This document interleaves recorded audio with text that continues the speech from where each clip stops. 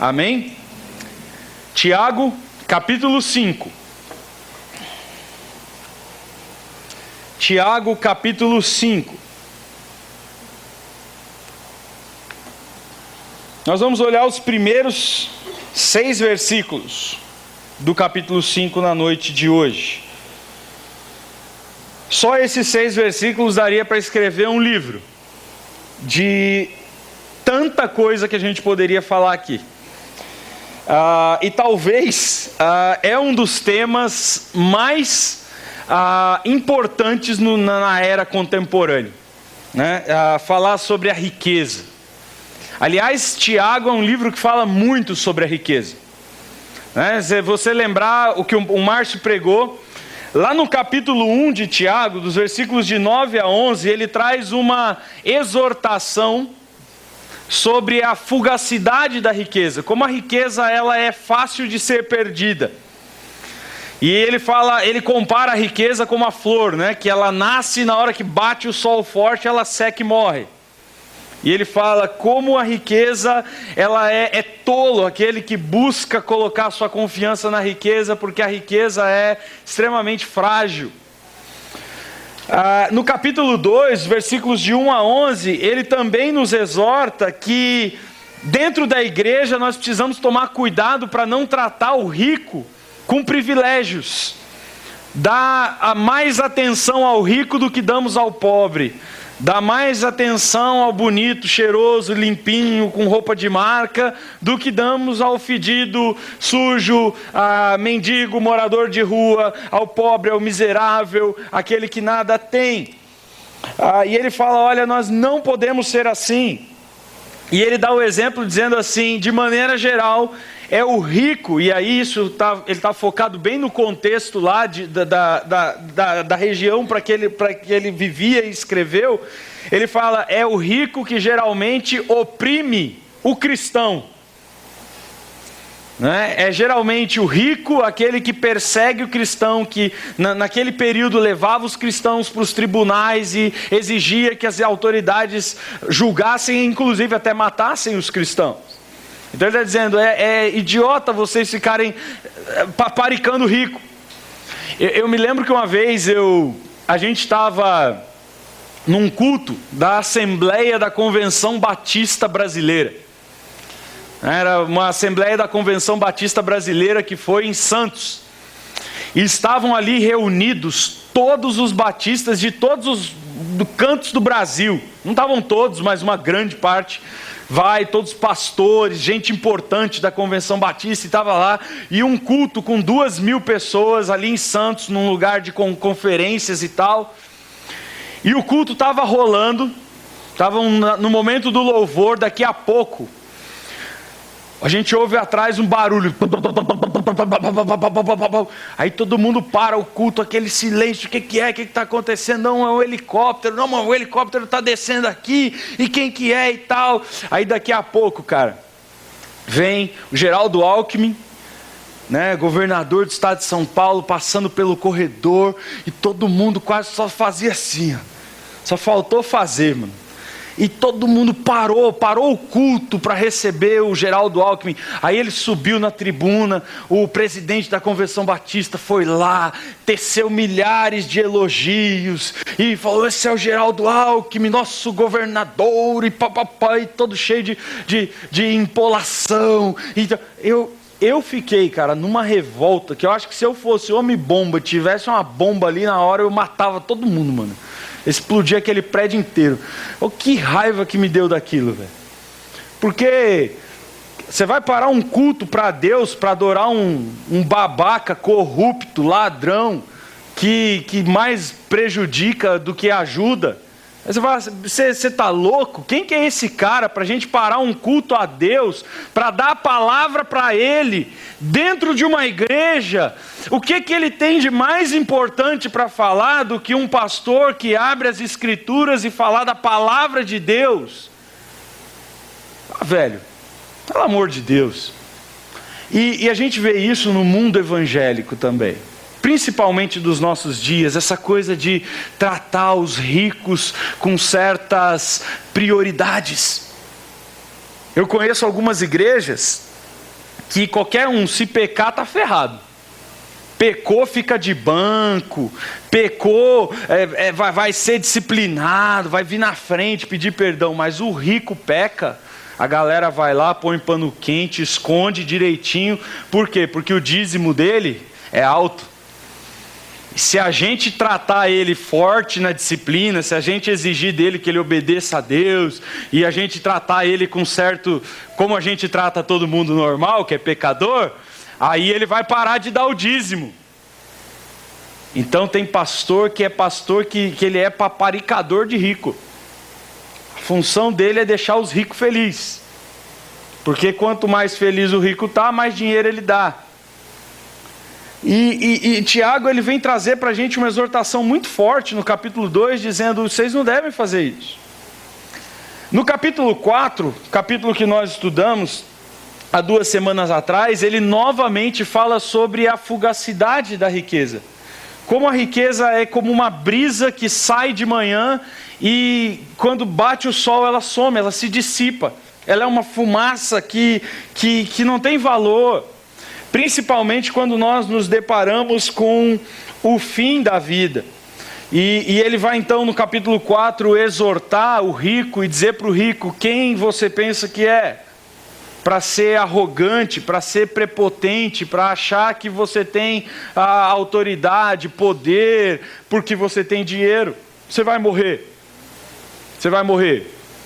E do que vai valer toda a sua riqueza, o seu dinheiro, quando você descer para 7 palmos da terra? O mesmo verme que come pobre é o que come rico. Não existe um verme de luxo para comer rico.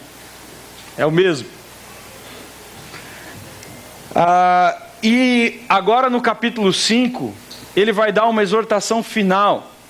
E agora, falando para os ricos, de maneira geral, ele vai dar aquela exortação dizendo do perigo. Ele vai levantar 4 perigos da riqueza. 4 coisas que geralmente acontecem com os ricos, que pessoas ricas estão constantemente expostas a ela. E ele vai falar sobre o perigo de buscar as riquezas. Então vamos ler os versículos de 1 a 6. Diz assim: prestem atenção, vocês que são os ricos. Chorem e gemam de angústia, por causa da miséria que os espera. Sua riqueza apodrece, e suas roupas finas se tornam trapos comidos por traças. Seu ouro e sua prata estão corroendo-se. A mesma riqueza com a qual vocês contavam devora a sua carne como fogo. Esse tesouro corroído que vocês acumulam será testemunha contra vocês no último dia. Por isso, ouçam os clamores daqueles que trabalham em seus campos, cujos salários vocês retiveram de maneira fraudulenta. Sim, os clamores daqueles que fizeram a colheita em seus campos chegaram aos ouvidos do Senhor dos Exércitos.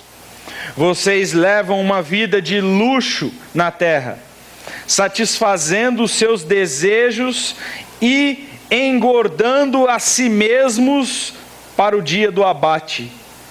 Condenam e matam inocentes, sem que eles tenham resistido a vocês. Olha só, está bem claro o texto, é uma paulada aqui. Serve para rico, mas serve também para quem quer ficar rico. Porque a Bíblia também fala daquele que não é rico, mas quer ser. Olha só, Jesus, lá em Mateus 19, quando ele fala com os discípulos dele, ele diz assim: eu lhes digo a verdade, é muito difícil um rico entrar no reino dos céus. E digo também, é mais fácil um camelo passar pelo buraco de uma agulha que um rico entrar no reino dos céus. Jesus, num outro encontro que ele teve com um rapaz, e a Bíblia diz que esse rapaz era muito rico, mas era um rapaz que estava buscando espiritualidade, buscando ter um contato com Deus, buscando um relacionamento com Deus, e ele estava fazendo isso por meio da religião. E esse rapaz rico se aproxima de Jesus e pergunta para Jesus: Jesus, o que é preciso para agradar a Deus? E aí Jesus falou, obedecer à lei. Amar ao seu próximo, amar a Deus. Ele fala, mas isso eu já faço. Eu obedeço toda a lei. Eu obedeço todos os mandamentos de Deus. E Jesus conhecia o coração daquele rapaz e sabia que aquele rapaz estava mentindo. Que na verdade ele não amava a Deus sobre todas as coisas. Então Jesus diz para ele o seguinte, bom, já que você ama tanto a Deus, e você quer tanto obedecer a Deus, venda todas as coisas que você tem, distribua para os pobres, e aí você vem me seguir. E aquele jovem então vai embora triste, porque ele amava mais as suas riquezas do que ao Senhor. Jesus também diz, não há como servir a dois senhores, pois você odiará um e amará outro, se dedicará a um e desprezará o outro. Você não pode servir a Deus e ao dinheiro. Não há como você dizer, eu sou um servo de Deus, se a sua vida é dedicada a ser rico, a ficar rico. É impossível, isso que Jesus está dizendo. Ninguém que está trabalhando para ser rico pode afirmar, eu sou um servo de Deus, porque você tem um outro Senhor, e o outro Senhor é o que você adora, é o que você dedica, é o que você dá mais tempo para ganhá-lo, é o que você se esforça mais para tê-lo, é o que você quer mais acumular, é aquilo que ocupa grande parte do seu tempo, é ganhar dinheiro. Ganhar dinheiro. E se você quer viver para ganhar dinheiro, não tem como você viver para o Senhor. Porque o Senhor diz que buscar em primeiro lugar o reino de Deus e a sua justiça, e não o dinheiro, que a traça e a ferrugem corroem. Também Timóteo, Paulo escrevendo para o seu discípulo diz assim, aqueles que desejam ficar ricos, caem em grandes tentações e armadilhas, e têm muitos desejos nocivos e tolos, que os levam para a ruína e para a destruição. E aí ele não está falando daqueles que são ricos. Ele está dizendo, você quer ficar rico? Cuidado. Porque o desejo de ficar rico, a simples vontade de ficar rico, já é armadilha, já traz sobre a sua vida tolice, estupidez, coisas nocivas e te levarão à destruição. Então ele diz, porque o amor ao dinheiro é a raiz de todos os males. E alguns, por tanto desejarem o dinheiro, se desviaram da fé, afligiram a si mesmos com muitos sofrimentos. E a gente tem visto isso constantemente acontecer. Às vezes na televisão, em esfera nacional. Homens, mulheres, pastores, gente de Deus. Gente que ama, lá no começo amava Jesus. Gente que lá no começo pregava mensagens que você falava, caraca, isso é Bíblia. Esse cara, eu quero ouvir esse cara, ele está falando a verdade, ele está seguindo a Deus. Mas em algum momento da história desses pregadores, eles se tornaram ricos e famosos. E eles pararam de pregar aquelas mensagens e começaram a pregar outras mensagens que os deixassem ainda mais ricos e famosos. E se desviaram da fé. Às vezes nós acompanhamos isso. Eu me lembro quando a Universal do Reino de Deus começou, na década de 80, final da década de 80, começo da década de 90, lá para o meio da década de 90 eu me converti. Você abria a televisão, estava lá, Jesus Cristo é o Senhor, e o Edir Macedo falava de Jesus. Quando eu me converti, lá na minha adolescência, eu me lembro que eu ouvia Renascer do Reino de Deus. Eu vim aqui já 2 vezes, a gente fez caravana lá do interior de São Paulo para ir aqui na tenda de circo, ver o Resgate tocar e a Bispa Sônia e o Bispo Estevão pregar, e a mensagem era Jesus. Eu me lembro que no começo dos anos 2000, Silas Malafaia começou o programa dele aos sábados de manhã, e eu sempre brincava, ele é o meu pastor auxiliar, porque todo crente da igreja ouvia ele, antes de me ouvir, né? E ele pregava Jesus, o evangelho, a salvação. De repente, tanto o Edir, quanto os Fernandes, quanto o Silas, mudaram a mensagem. E eles começaram a falar não mais de Jesus, eles começaram a falar de ficar rico.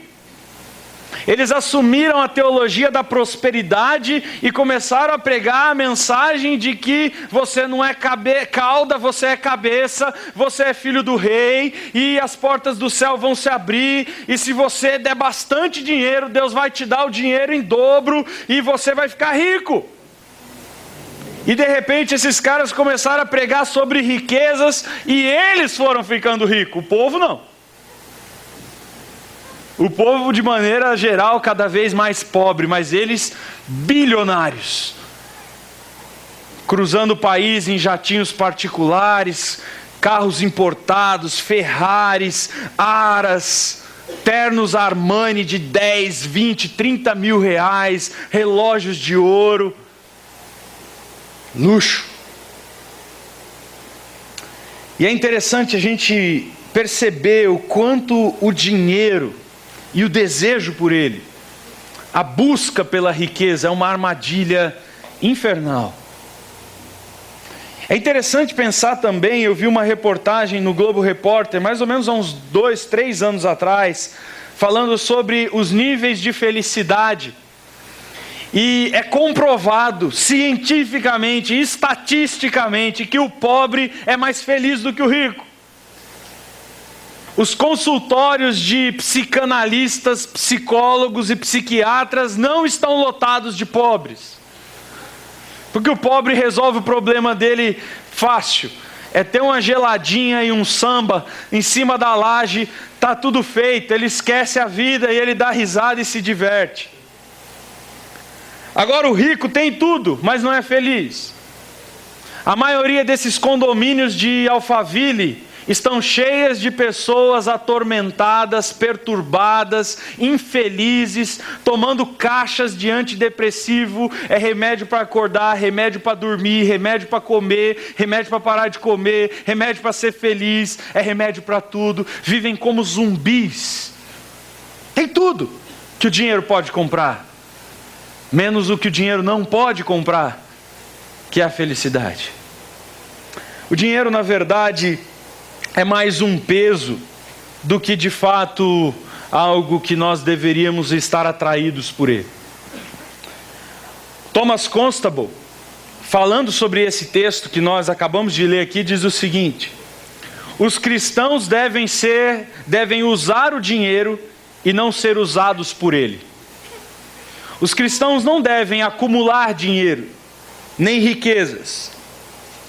Portanto, a presença de ferrugem que fala no ouro, porque uma das coisas que a gente se pergunta quando a gente lê esse texto é assim, mas peraí, Tiago, ouro e ferrugem, ferrugem não corrói ouro, nem prata. Então o que você está querendo falar quando você está dizendo que aqueles que confiam na riqueza, no dinheiro, no ouro e na prata, o ouro e a prata deles vão ser corroídos, porque a ferrugem não corrói nem ouro nem prata. Então o Constable explica para a gente, o ouro e a prata, que ele está dizendo como corrugem, que será corroído pela ferrugem, é o que dá testemunho de como é frágil a confiança deles no dinheiro. Na verdade, o ouro e a prata não corroem, mas quem confia no ouro e na prata é corroído. Então a ferrugem do ouro e da prata não é uma ferrugem que está nem no ouro nem na prata. É uma ferrugem que está naquele que confia no ouro e na prata. A primeira coisa então que o texto vai dizer para a gente é sobre os perigos de confiar no dinheiro. O texto vai dizer para a gente sobre o perigo de ter segurança no dinheiro.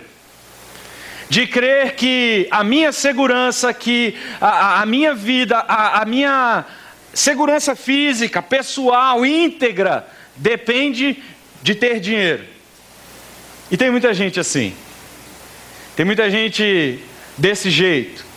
Eu moro num condomínio pequenininho, fica aqui perto, 1 quilômetro daqui. São 27 casas. O meu condomínio tem cara de motel. Sabe motel barato, vagabundo, que é o predinho e a garagem assim? Tem cara de motel, meu condomínio. Quando a gente foi votar lá no começo do condomínio para botar toldo na frente das casas, o pessoal falou assim, mano, já tem cara de motel, se botar o toldo só falta a placa lá na frente. Então é um condomínio assim, de pobre. A minha casa tem 80 metros quadrados. É de pobre. Só que o povo de lá, pobre quando vai começando a ter um pouquinho mais de coisa, então ele compra um carrinho melhor, ele põe uma televisão de LCD na sala, ele põe não sei o quê. Ele entra numa neura de que todo mundo quer roubar ele. Aí você chega naquele condomínio, dá até desgosto, velho. Eu olho aquilo lá e falo assim, mano, o que esses caras estão pensando que eles são, mano? Os caras botaram arame em cima do muro, cercaram o condomínio inteiro, aquele arame redondo assim, que parece cerca de exército militar, cercaram o condomínio inteiro, meteram câmera em tudo quanto é esquina do condomínio, mano. Câmera para todo lado, cerca elétrica. Eu olho aquilo, falo assim, os muros são enormes. Eu fico pensando assim, mano, o Zé Galinha que entrar aqui dentro para roubar, vai roubar o quê? Os boletos das casas que não tá nenhuma paga? Os condomínios atrasados que o cara não paga faz 2, 3 meses? Os talão das Casas Bahia para pagar os móveis que ele comprou, a televisão que ele comprou? É tipo uma preocupação de comprar segurança, de comprar, fechar tudo. E rico é assim, ele acha que ele compra segurança, ele compra um carro blindado, ele anda com segurança escolta armada, e nada disso adianta, porque ele pode dentro do carro blindado Deus falar assim, acabou. E ele tem um infarto e pum, já era. Tem essa, velho. A nossa segurança, dinheiro não compra. Mas tem pessoas que confiam no dinheiro. Tem pessoas que confiam no dinheiro porque o dinheiro traz certo prestígio. Eu li um livro um tempo atrás de um filósofo. E esse filósofo, deixa eu pegar o nome dele aqui para você ler. Eu não sei se você vai. Eu não vi se o livro tem em português. O livro é muito bom. O cara se chama Heinrich Fromm. O Heinrich Fromm, né, é um filósofo e ele escreve bastante sobre o dinheiro. E ele fala muito sobre. O nome do livro é interessante. É To Have or To Be. Significa ter ou ser. Porque tem pessoas que acham que porque tem são. Tem pessoas que acham que porque tem dinheiro tem que ser tratado melhor do que os outros. Tem pessoas que se qualificam pelo próprio dinheiro que tem. Então elas dizem assim, eu sou rico, então eu sou um ser humano melhor, eu preciso ser tratado de uma maneira melhor, as pessoas precisam falar comigo, me dar o respeito suficiente. Eu me lembro que eu era um membro de uma igreja, há 10 anos atrás, pastor de uma igreja, era pastor de jovens nessa igreja. E na igreja ia ter um almoço no domingo. E esse almoço visava arrecadar dinheiro para missões. E aí a gente anunciou na igreja, todo mundo que for almoçar aqui na igreja precisa comprar o convite, porque nós vamos preparar especificamente para a quantidade de pessoas. Não vai ter jeito de pessoas que não compraram convite entrar. Ok, passamos anunciando isso durante 3 meses e vendendo os convites durante 3 meses. Chegou no dia, um riquinho, filho de um cara muito importante dentro da igreja, o cara mais rico da igreja. Eu me lembro que na época esse cara de dízimo, ele dava quase 10 mil reais.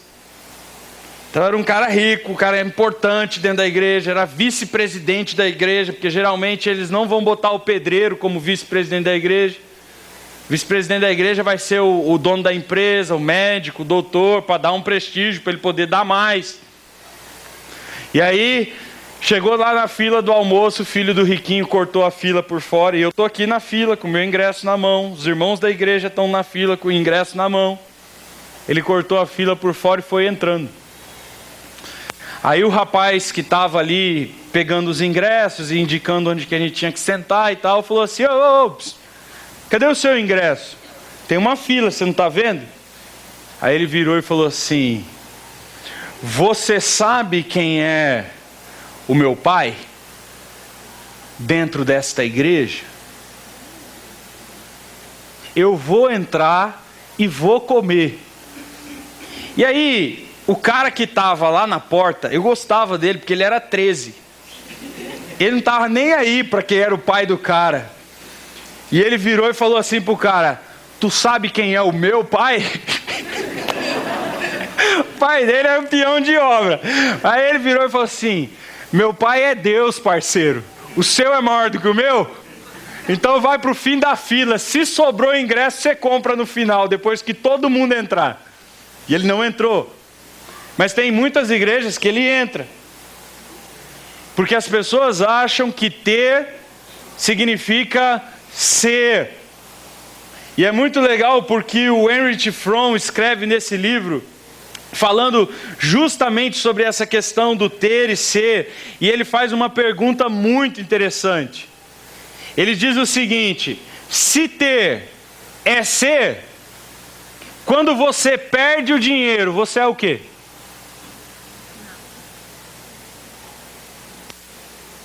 Se ter é ser, e você é medido por quanto você tem, qualificado existencialmente por quanto você tem, considerado pelas pessoas e tratado bem pelas pessoas por quanto você tem, quando você perde o que você tem, como Jó perdeu, por exemplo, você é o quê? É muito interessante ver que essa é uma fatalidade no meio dos ricos. Quando ricos ficam pobres, e acontece, todos os amigos somem. Os convites para as festas não vêm mais. As pessoas não querem mais conversar com ele. Aquelas pessoas que o tratavam bem, que chamava de doutor, passam por ele agora e nem olham na cara. Porque você é um fracassado. A sociedade que nós vivemos é assim. Eu li essa semana também um artigo que foi colocado no jornal da USP sobre um psicólogo chamado Fernando Braga da Costa. E o trabalho dele de mestrado era estudar o homem invisível. Se é possível dentro de uma sociedade ser invisível. Se é possível dentro de uma sociedade humana você ser inexistente. E o Fernando Braga se vestiu então, durante 6 anos de gari. Olha só, o cara estava fazendo um mestrado em psicologia social.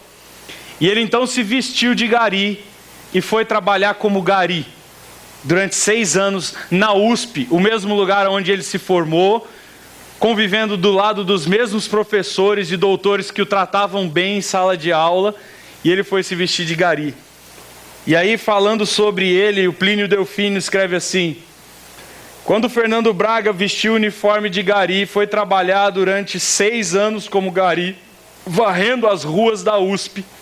Ali ele constatou que, ao olhar da maioria, os trabalhadores braçais são invisíveis. Eles não têm nem sequer nome.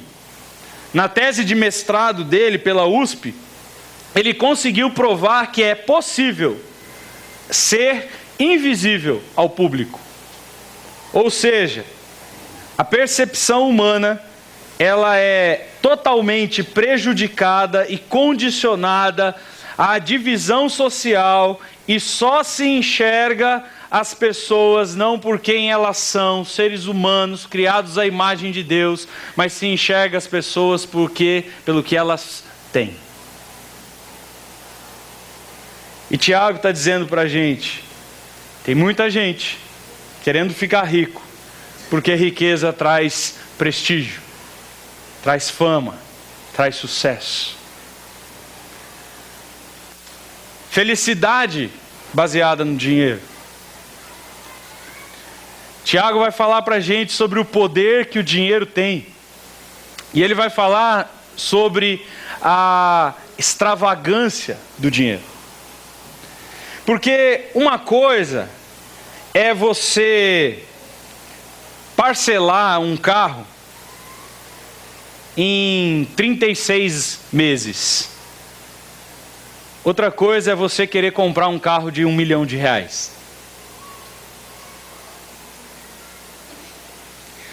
Uma coisa é você falar assim, eu quero um carro bom. Eu quero um carro confiável. Qual um carro bom que tem aí? Não, o BMW é um carro bom, mecânica alemã, engenharia alemã, carro que não quebra, um carro bom. Ok. Eu quero um BMW. Tá bom, vou juntar dinheiro, vou lá no banco, financiamento daqui, talvez eu venda meu carro, dou de entrada, parcelo em 36, eu compro um BMW. Qualquer um que está aqui, se falar assim, não, eu vou comprar. Em vez de eu comprar minha casa própria, eu quero ter um BMW. Você pode fazer isso. Custa aí 130, 150 mil reais. Agora, eu quero ver alguém de vocês falar assim, eu vou comprar um Rolls Royce. Aliás, para comprar um Rolls Royce, mesmo que você tenha o dinheiro, e mesmo que você queira comprar, você não pode comprar um Rolls Royce. Porque para comprar o Rolls Royce, você tem que ter um status social tão elevado que você só compra um Rolls Royce se a Rolls Royce te convidar a comprar um Rolls Royce. Você precisa ter uma ligação deles. Uma coisa é você falar assim, eu quero comprar uma mochila. Eu quero comprar uma mochila boa, eu quero realmente investir e eu quero ter alguma coisa durável. Então eu vou comprar uma mochila de couro daquela marca famosa lá e tal. Aí você vai chegar na loja, o cara vai falar, pô, a mochila custa R$1.200. Pô, R$1.200 é caro numa mochila. Mas qualquer um de nós aqui vai, dá no banco, pede um dinheiro, parcela ali, parcela lá, espreme daqui, espreme de lá, comprei minha mochila. Agora, se você quiser comprar uma bolsa Louis Vuitton, ela custa R$15 mil. Ela é feita com o mesmo couro, que saiu da mesma vaca, foi costurada com a mesma linha, pelo mesmo escravo lá na China. Mas uma custa 1.500 e a outra custa 15 mil. É diferente você falar assim, eu quero morar numa casa boa. Eu gostaria de ter uma casa com 3 suítes para o meu filho, a minha filha, e ter talvez mais um quarto para as avós quando virem, serem bem recebidas. E eu gostaria de ter uma sala grande para a família toda sentar, para quando faz o junta panela da igreja, ter aquele mesão e tá todo mundo em volta, se divertindo. E talvez, se você colocar isso como um foco e falar assim, não, eu quero terminar minha vida com uma casa boa, você consiga comprar uma casa ali na aldeia de Barueri. Agora é diferente você querer falar assim, eu vou comprar uma casa lá no Tamboré 1. Porque lá no Tamboré 1 tem um castelo. O castelo tem 20 suítes. As torneiras da suíte, de cada uma da suíte, vale mais do que o seu carro. Porque aquele lugar não é um lugar que as pessoas vão para morar com conforto. Aquele lugar é um lugar construído para mostrar quanto dinheiro eu tenho. E que como eu vivo num ambiente melhor e mais elevado que os réis mortais. O foco não está em ter uma coisa legal. O foco está em mostrar. Existem produtos no planeta Terra que não têm o objetivo de ser funcional. Às vezes nem é de ser bonito. O objetivo é só mostrar. Esses dias eu vi uma reportagem, essa semana eu ouvi uma reportagem do Fantástico, falando sobre o luxo, sobre a riqueza. E é muito interessante como ele estava falando lá, comparando os novos ricos e os velhos ricos. Quer dizer, aquelas famílias que sempre foram ricas a vida inteira e aqueles que se tornaram ricos. Aí ele diz assim, que se você for numa casa de um velho rico, de um cara que já é rico há muito tempo, você vai chegar lá na sala dele, vai ver uma mesa lindíssima. E você vai falar assim, mas que mesa linda! Ele vai falar, faz tempo que essa mesa está aí, eu nem sei de onde ela veio. Lógico que ele sabe. Ele sabe de onde ela veio e ele sabe que ela custa 100 milhões de reais. Que é feito com mármore importado da Itália e com madeira da Eslovênia, com parafuso da China. Não, da China não, porque só vem coisa ruim da China. Vamos pegar da França e vem aquela coisa toda. Aí vem, ele sabe disso. Mas ele quer mostrar que ele é tão rico, que ele é tão poderoso e que ele está tão acostumado com o poder e com a glória que ele tem, que mesmo as coisas que são inacessíveis para todo mundo, ele fala assim, isso aí é uma mesinha, está aí faz muito tempo, nem sei quanto custou. Esse é o velho rico, arrogante, orgulhoso. Ele não mostra que tem, mas ao mesmo tempo mostra o orgulho que tem. O novo rico não. Se você vai na casa do novo rico, ele faz questão de apresentar para você a casa inteira. E ele vai te convidar para ir no closet dele. E ele vai mostrar o closet, vai falar assim, essas camisas aí, vai ter lá um monte de camisa com a estampa maior do que a camisa, né? Porque agora, quanto maior é a estampa, né? Antigamente a estampa era, né, Lacoste vinha desse tamanhozinho assim, né? Agora não, é Lacoste, jacaré pega daqui até aqui, né? Aqueles negócios. Então o cara quer mostrar, então ele vai falar assim, eu fui lá em Miami e nas minhas férias, passei 3 meses lá em Miami, eu comprei lá, entrei na loja, comprei todas essas camisas aí, paguei baratinho, R$1.500 cada uma. Eu só não comprei mais porque não tinha mais cor na loja. E ele vai levar você na garagem dele, ele vai falar, isso aqui é minha Ferrari, paguei R$1,5 milhão, isso aqui é meu carro, tal. Porque ele tem que mostrar. Mas ambos têm a mesma coisa. Ambos se orgulham do poder, do prestígio e da glória que o dinheiro traz. Mas a gente tem que parar para pensar, porque Tiago fala para a gente, ele fala isso aí para os ricos, dentro do livro ele diz o seguinte, ricos, e ele faz um jogo de palavras muito interessante. Ele fala assim, ricos, ao invés de se alegrarem, de se orgulharem, presta atenção, vocês deviam chorar. Vocês deviam chorar, porque chorar e gemer de angústia, por causa da pobreza, da miséria de vocês. Ele usa um jogo de palavras.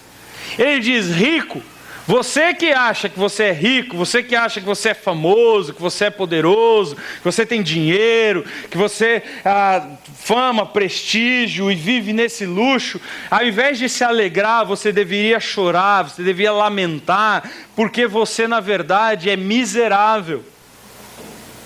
E aí ele diz o seguinte, por que esse cara é miserável? Porque tudo o que mais ele confia não trará para ele nada no dia do juízo final. No dia que ele se apresentar diante de Deus, para ser julgado pela vida que levou, nem 1 centavo, nem os bilhões, nem um iate, nem uma mansão, nada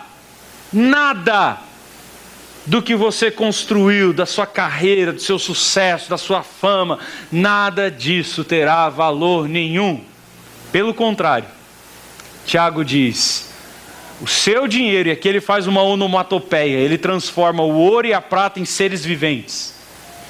Ele diz, no dia do juízo, quando você se apresentar diante de Deus, o seu dinheiro vai se levantar, a sua prata vai se levantar e eles vão dar testemunho de que você viveu para adorá-los e não a Deus.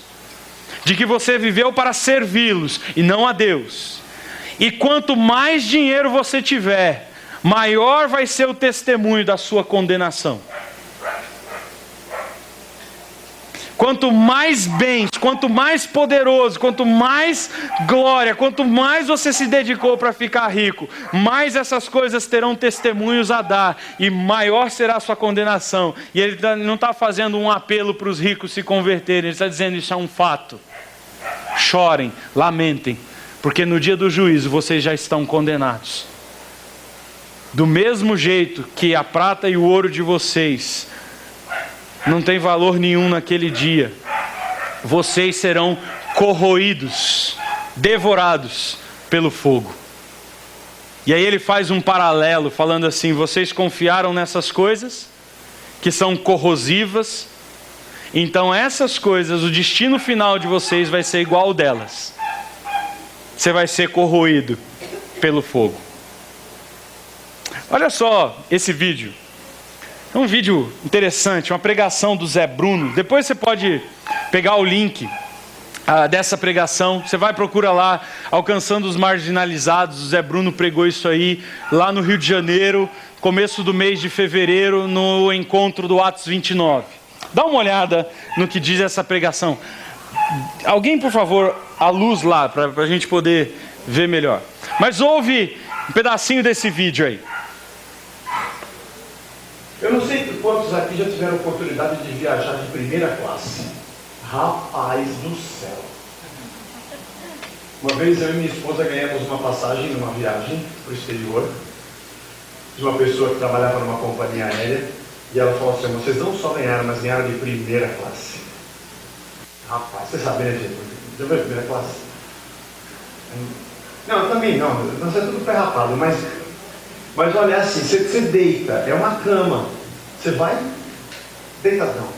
Bom, você entra, já vem alguém com uma champanhe, primeiro que ela fecha a cortininha. Quando fecha a cortininha do avião, ela te separou dos réis mortais, você está no Olimpo.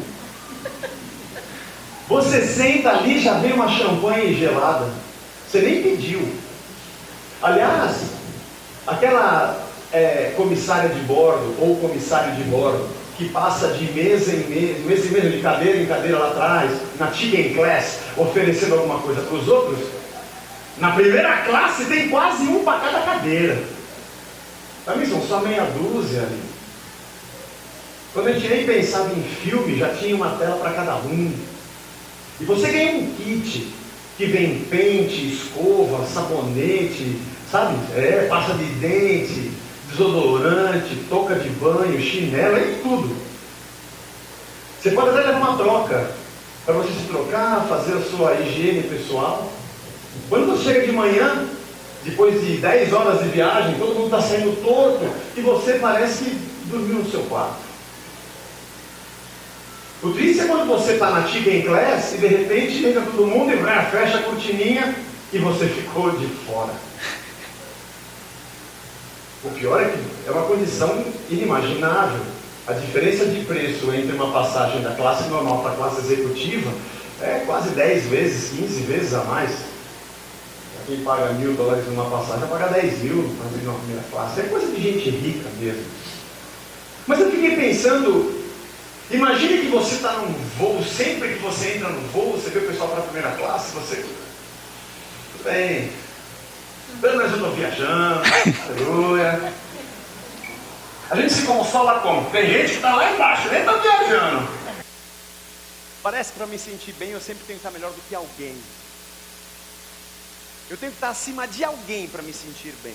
Não basta ter a graça de Deus. Bom, aí imagina que você está no avião e passa a comissária e você fala para ela: puxa, você me imagina, tudo bem, você está bem, precisa de alguma coisa? Eu precisava, eu queria ficar na primeira classe. Ela dá aquela risadinha: não pode. Você não podia deixar? Cortina. É só 3 metros me separam. A distância de 3 metros custa $10 mil. 3 metros custa $10 mil. Que metro caro esse. Mas imagina que no meio do voo começa uma turbulência terrível, caem as máscaras de oxigênio e você percebe que a aeronave começa a perder pressão aerodinâmica e começa a cair. Será que está caindo? Será que ele está baixando? E a coisa está feia, todo mundo prendem os seus cintos, fechem as mesinhas, aquelas coisas todas. Dali a pouco vem a voz do piloto dizendo: olha, o piloto da aeronave fica em posição de impacto porque em alguns instantes nós vamos cair. Deus nos ajude. Aquela gritaria, gente orando, outros rezando, gente pedindo perdão para Deus, fazendo tudo que pode. Aí vem a comissária do seu lado e fala: rapaz, aproveita agora, vamos para a primeira classe.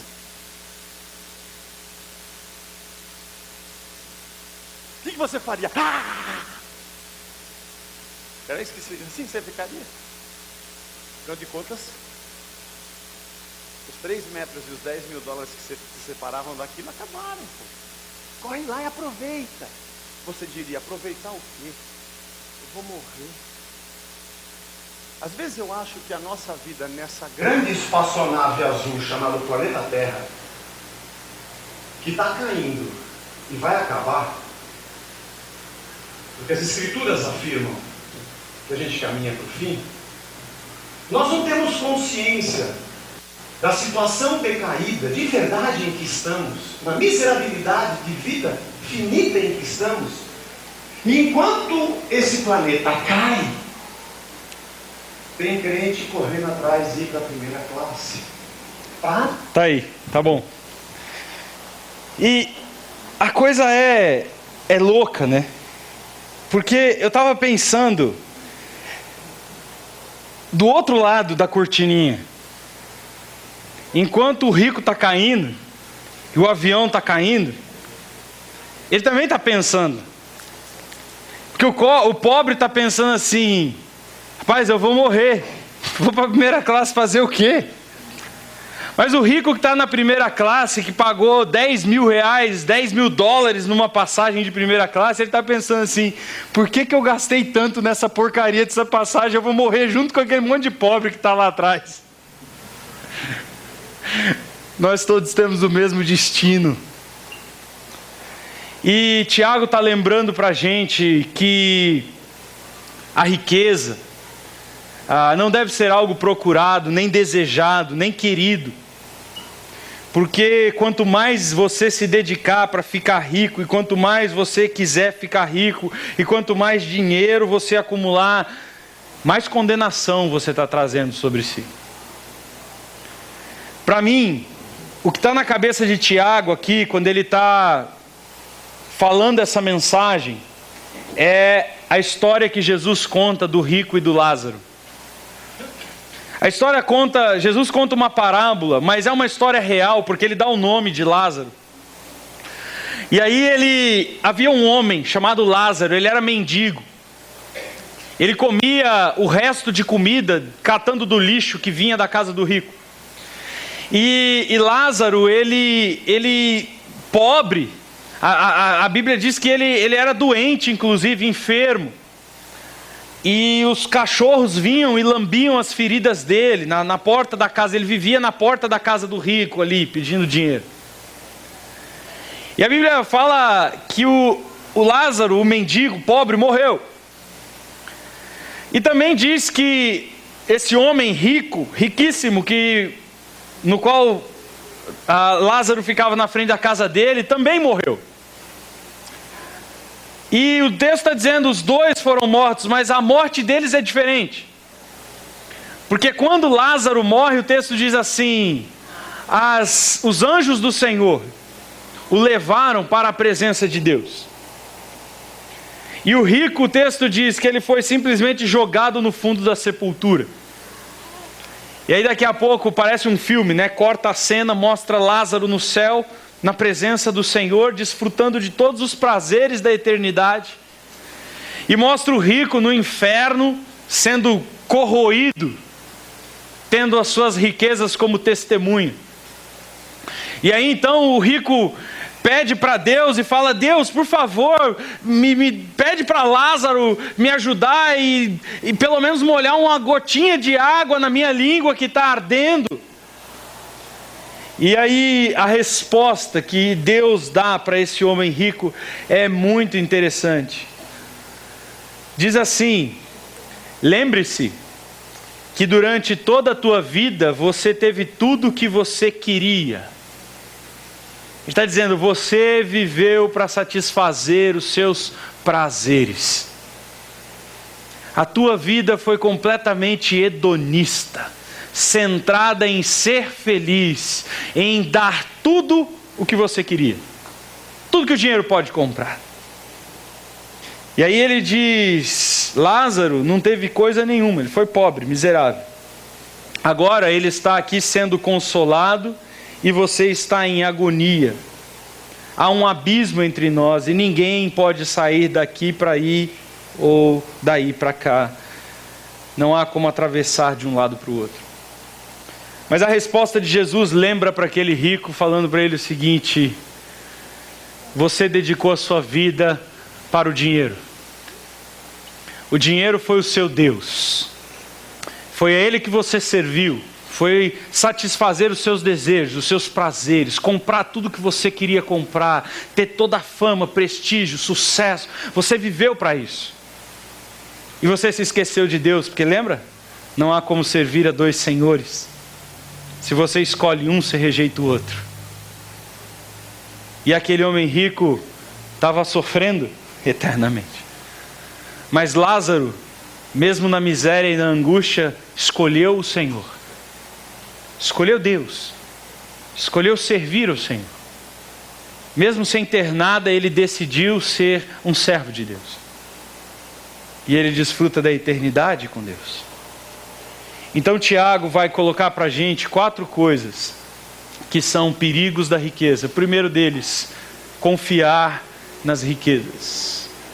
Ele vai falar isso que no versículo 2 e 3, ele vai dizer para a gente: o ouro de vocês, versículo 3, e a prata de vocês está corroendo-se, e a ferrugem deles é um testemunho contra vocês.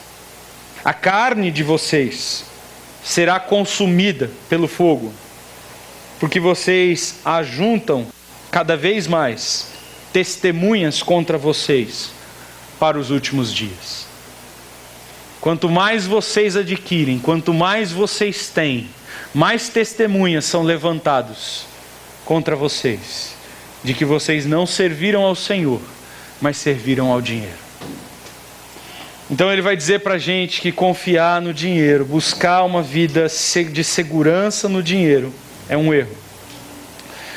Mas uma outra coisa que Tiago destaca, e aqui eu poderia ficar mais umas 2 horas falando só disso, é a construção da riqueza.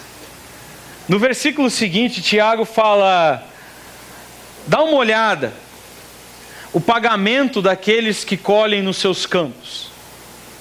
E ele já falando daquele cara rico que tem um monte de fazenda. E esse cara rico que tem um monte de fazenda, tem um monte de funcionários na fazenda que trabalham para ele. E aí Tiago fala para aquele cara: olha, você está privando os seus funcionários de usufruírem da sua riqueza.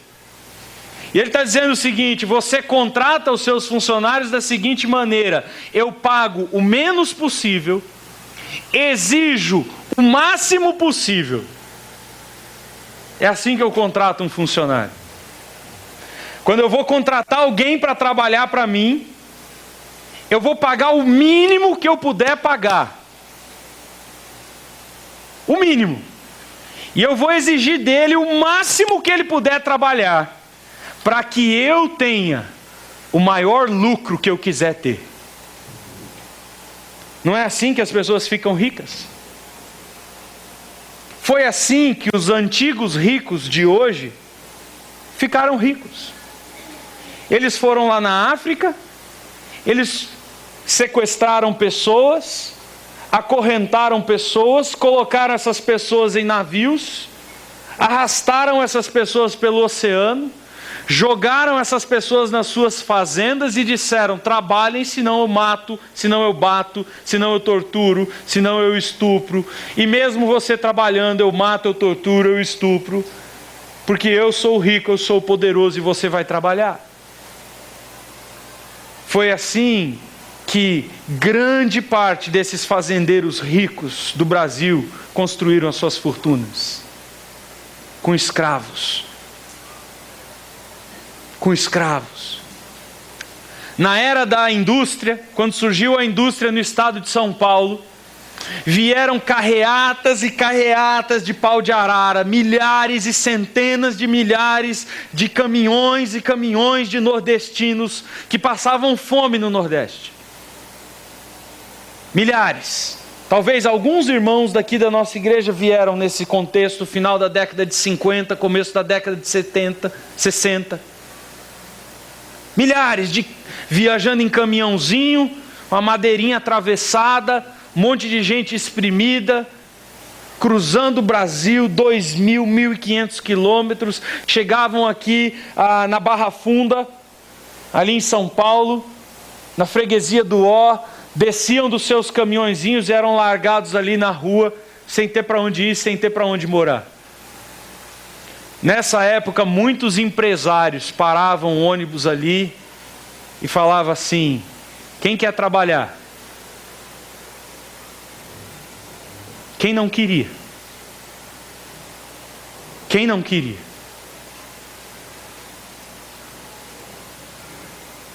Estou pagando R$1 o dia. R$1 já dá para ela pelo menos dar um pão com manteiga para o meu filho. Eu aceito o trabalho. E essas pessoas encheram as fábricas, os depósitos, as indústrias de construção. E muito desses milionários que são ricos em São Paulo hoje ficaram ricos oprimindo, pagando o mínimo possível para os seus funcionários. Tiago, ele usa um termo dizendo, não é que você está roubando o seu funcionário, você está retendo a sua riqueza para si. É interessante que eu já vi inclusive casos assim, de pessoas que eram pobres, dois pobres, e um fala para o outro, um tinha um pouquinho mais de dinheiro e falou: estou abrindo uma empresa, você vem comigo, nós vamos ficar ricos juntos.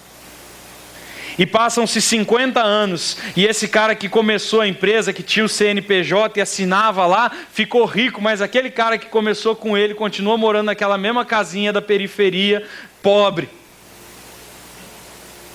Porque esse cara que ficou rico em cima do trabalho desse pobre, que sabia fazer o trabalho, esse aqui sabia fazer os documentos, esse aqui sabia fazer o trabalho, nunca dividiu a riqueza dele com esse. O salário dele sempre foi 10 mil e o do outro foi 500 conto. E Tiago está dizendo para a gente: ó, rico, chegou o dia do seu juízo e eu estou ouvindo mais uma voz. Além da riqueza, que é uma testemunha contra você, eu estou ouvindo lá dos campos um grito dos trabalhadores que você reteve a sua riqueza, que você não compartilhou o que é direito. E eu não estou falando aqui, queridos, de direito trabalhista, porque a lei trabalhista do nosso país, ela é feita para favorecer o empresário, é pagar o mínimo possível, exigir o máximo possível, para tirar o máximo de lucro possível. Então, mais uma testemunha está gritando contra você. Você ficou rico explorando o trabalho das pessoas. E você nunca foi generoso com os seus funcionários. Você sempre quis mais para você. Seu funcionário anda de Fusca, você anda de Ferrari. O seu funcionário vai para o trabalho de busão, você vai de helicóptero. O seu funcionário mal tem para comprar parcelado em 10 vezes uma roupinha na C&A. Você compra uma roupa de 10 mil na Armani. A voz dos seus funcionários está gritando dos campos e elas entraram nos ouvidos do Senhor. Haverá juízo contra você. E gente, eu quero falar também para você que é dessa igreja e que já está entrando numa classe média, e que você já consegue contratar uma faxineira, uma babá, e que você já consegue pagar um pedreiro para fazer alguma coisa lá na sua casa. Cuidado, meu querido. Cuidado para nessa hora não ser que nem o rico, e querer pagar o mínimo possível, exigindo o máximo trabalho possível. Cuidado. Como é que você está pagando as pessoas que você recebe o serviço delas. Cuidado. Porque cada vez que você retiver pensando nos seus próprios desejos e prazeres e na sua riqueza, uma voz se levantará no dia do juízo contra você. E essa voz dirá: ele não me deu o que era justo. E Deus vai dizer: é verdade. Tiago também vai dizer para a gente sobre a riqueza. O que é pecado, já abordei um pouco disso aqui. A luxúria. Porque o ser humano não se contenta em ter coisas boas. Ele quer ter coisas que ninguém tem. Ele não se contenta com um relógio barato. Ele quer um de ouro. Ele precisa de um Rolls Royce. Existem coisas nesse mundo que não são necessidades, são status. É por isso que as etiquetas são cada vez maiores. Para que quando você chegue nos lugares, as etiquetas digam quem você é, quanto você tem. Eu não preciso pagar R$1.000 numa camiseta. Uma camiseta de 50 conto me veste muito bem e já é muito boa. Mas eu não quero a camiseta de 50 conto, porque eu vou sair na rua e todo mundo tem. Eu quero a camiseta de 1.000. Quando eu fui comprar o meu carro, uma das coisas que a gente discutiu foi isso. Eu queria um Ford Edge. Mano, imagina se chegar num lugar com o Ford Edge. Aí a minha esposa falou assim: minha esposa é sábia, né? Ela é Deus, é a voz do Espírito Santo, rebate nela e vem, né? Puf. Só que só vem porrada, né? Vocês acham que eu bato em vocês aqui? Vocês não viram lá em casa o tanto que eu apanho. Aqui é só vingança, só brincadeira. Aí eu queria comprar um Ford Edge, né? E aí a minha esposa falou assim: amor, o dinheiro dá para comprar um Ford Edge. Mas o Ford Edge não é um carro prático. Simplesmente a gente está comprando um carro com 7 lugares que a gente vai atender a nossa necessidade, que é mecanicamente confiável. Não. Aquele carro, ele é feito para mostrar que você tem dinheiro. Ele é feito para você sair na rua e quando você parar no restaurante, o cara vir correndo e falar: ô doutor!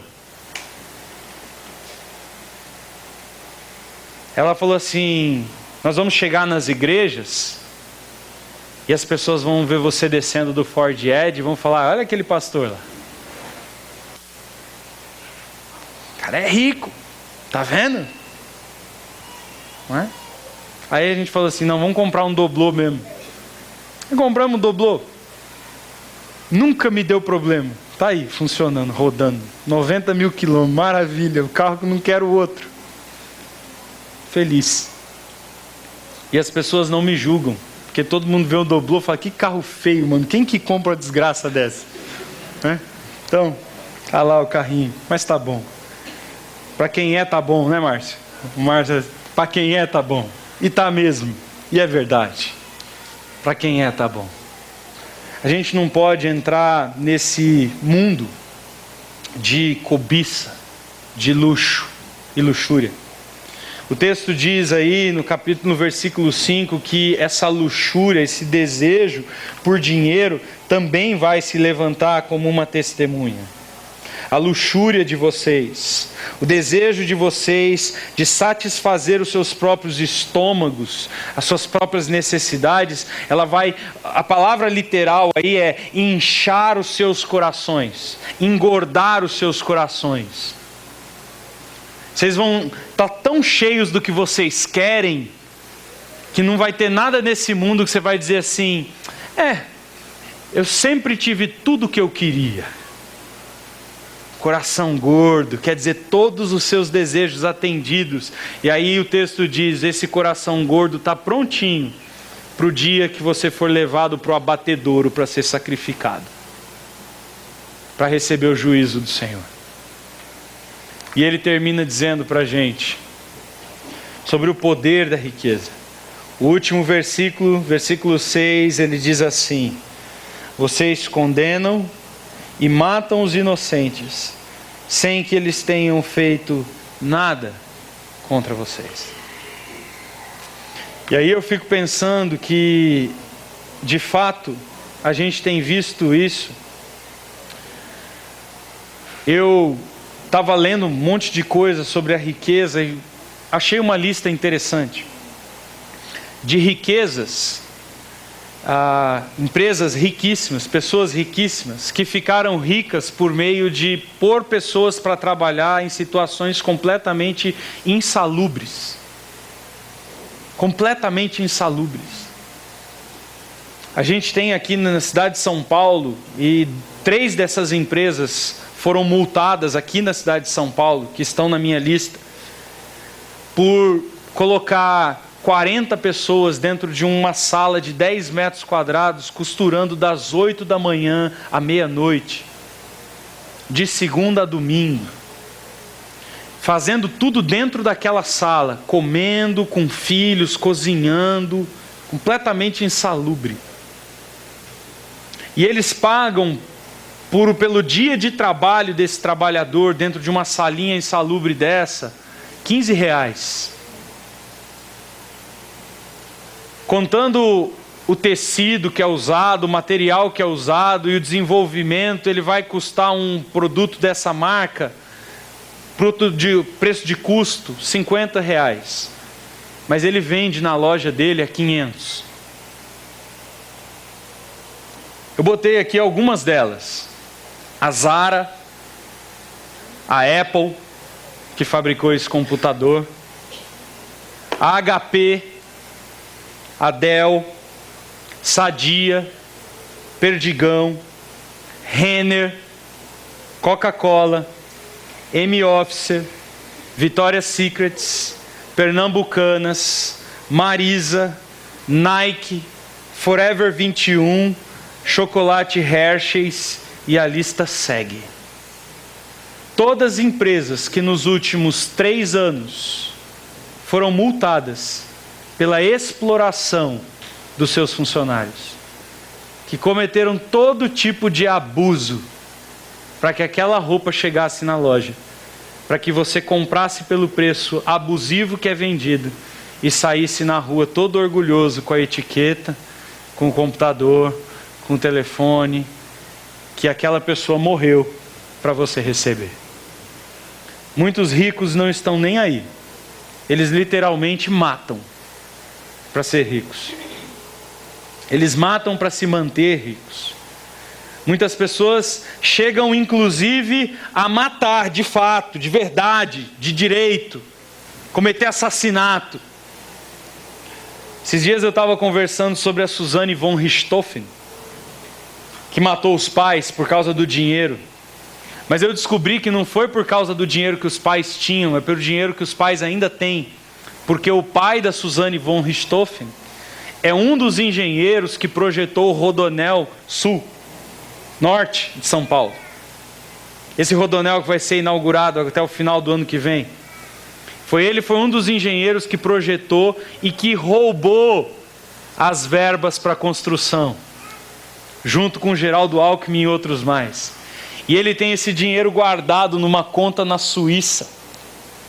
São milhões de reais. E essa menina, quando sair da cadeia, ela vai ser milionária. Porque é só ela chegar lá na conta da Suíça e falar: eu sou filha dele, está aqui. Ela pega o dinheiro e ela pode usar. Quantos não fazem isso? Matam pelo dinheiro, para ter o dinheiro. Falando sobre isso, um filósofo chamado Lipovetsky diz o seguinte: o consumo de luxo é condenado desde a filosofia grega. Sócrates, Platão, Aristóteles, todos eles discutiram e condenaram. Os gregos e os romanos odiavam o luxo e tinham medo dele, porque a riqueza representava o desejo individual. É algo sobre o qual não se tem controle. E quando se tem esse tipo de descontrole individual, isso resulta num descontrole coletivo, social. Você passa por cima dos outros para ter o que você quer ter. Em algumas dessas sociedades, a riqueza era condenada. Então Tiago está dizendo para a gente, cuidado com a riqueza. Talvez uma fala que cabe aqui, que também está bem dentro do que Tiago está pensando, é o que Provérbios diz na oração: Senhor, nunca me deixe faltar a ponto de eu precisar roubar para comer, e nunca me dê tanto que eu me esqueça de Ti. Porque quem vive para ganhar dinheiro, e quem ganha muito dinheiro, tem que trabalhar ainda mais para manter o dinheiro. Uma vez eu vi o Justus, um dos maiores publicitários do Brasil, naquele programa que ele tinha na televisão, falando assim: eu sou rico e o dinheiro que eu tenho foi à custa dos meus filhos, eu não vi os meus filhos crescer. Eu fico pensando, ele falou, os meus filhos estudaram nas melhores faculdades, os meus filhos tiveram tudo o que quiseram, compraram o carro que quiseram, moram onde tem, estou deixando herança para eles. A custo de quê? De não ter nenhum relacionamento com esses filhos. E dos filhos estarem orando para ele morrer. Me lembrei também de uma outra entrevista de um dos caras que tem o maior iate, o iate mais caro do estado de São Paulo. Ele é famosíssimo lá no Porto de Santos, porque ele vai para o Porto de Santos passear no iate dele com um monte de prostituta. E ele contrata essas prostitutas de luxo, essas meninas lindíssimas que cobram 20, 15 mil reais. Né? Eles pagam por mês para ter relações com elas e andarem com elas e tal. E aí, ele é famoso porque ele sempre vai para lá com as prostitutas. E tão famoso que a revista Veja São Paulo um dia foi entrevistar ele e perguntar para ele: por que você anda com tanta prostituta com você? Aí ele fala assim: porque essas prostitutas estão rezando para eu viver o máximo possível, os meus filhos estão rezando para eu morrer, para pegar o meu dinheiro. Aí você vê o tipo de vida que o dinheiro traz. Você nunca sabe se quem te ama de verdade. Na verdade você sabe. Você nunca sabe se o cara é teu amigo por causa do seu dinheiro. Sabe sim. Você sabe que se você perder o dinheiro, ele não vai ser mais teu amigo, e você não vai mais para as festas, você não vai ser mais convidado, e ele não vai vir mais na tua casa, e os seus filhos não vão andar mais com o filho dele. Então Tiago está lembrando para a gente: não ponha a sua confiança nas riquezas. Não deseje ser rico. E se você já está num caminho de ser rico, e eu acho que quem no Brasil hoje ganha mais de 15 mil reais já pode se considerar acima de 70% da população do país, já é de certa maneira rico. Eu sei que alguns aqui ganham assim, ganham bem. Cuidado. Cuidado para que esse dinheiro não seja uma testemunha gritando contra você no dia do juízo. Cuidado. Se você quer ser rico, não queira isso para a sua vida. Não queira isso para a sua vida. Não deseje trazer sobre a sua vida isso que Tiago está falando aqui. Não deseje. Porque, segundo o que nós aprendemos nas Escrituras, melhor é dar do que receber. Melhor é abrir mão do que ganhar. Amém? Vamos orar? Deus querido, Pai amado, Muito obrigado pela tua palavra, Senhor. Ela é um alerta extremamente pertinente para os nossos dias. É um alerta gritando nos nossos ouvidos, para que tenhamos cuidado com o que o nosso coração tem desejado. E se alguns de nós aqui já têm podido desfrutar de alguma vida um pouco melhor, nos livra, Senhor, de oprimir, de ganhar dinheiro em cima de não valorizar as pessoas. Nos livra, Senhor, de deixar com que todos os desejos do nosso coração sejam agradados na luxúria, no luxo. Nos livra, Senhor, do desejo pelo respeito, pela fama, pelo ter. Trabalha em nós, ó Pai, nos nossos corações. O Senhor, quando veio ao mundo, podendo ter nascido como o homem mais rico do mundo, decidiu nascer num estábulo, filho de um marceneiro e de uma jovem rejeitada socialmente. Nos ajuda, Senhor, a sermos seguidores do Teu Filho,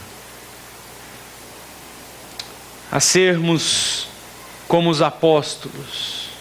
Alguns deles começaram suas vidas ricos, mas terminaram em prisões, sem nada que este mundo pode dar. Mas felizes, porque não havia nenhuma testemunha gritando contra eles, dizendo que eles amavam mais as coisas do que o seu Senhor, e que eles serviam mais as coisas do que o seu Senhor. Que seja assim também no dia do nosso juízo. Que nós não sejamos possuídos pelas coisas, mas nós saibamos possuí-las e usá-las para servir aos outros e aos propósitos do Teu santo nome.